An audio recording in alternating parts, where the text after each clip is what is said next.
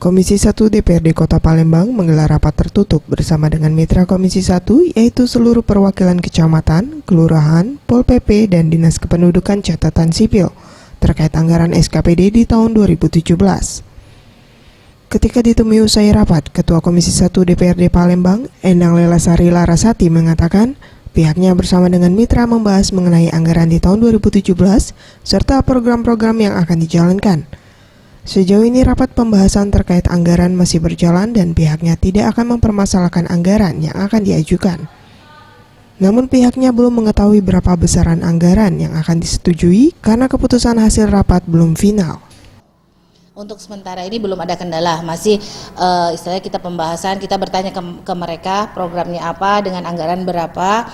Jika memang ini anggaran dibutuhkan untuk program ke depan, ya kita harus mengetahui item per itemnya, seperti itu.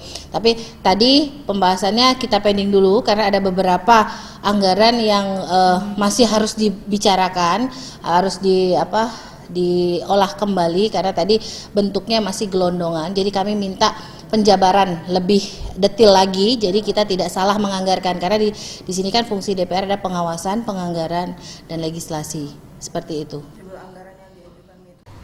Rapat pembahasan RAPBD 2017 Komisi 1 bersama dengan mitra akan berlangsung hingga 26 November 2016. Tim Liputan Sriwijaya TV.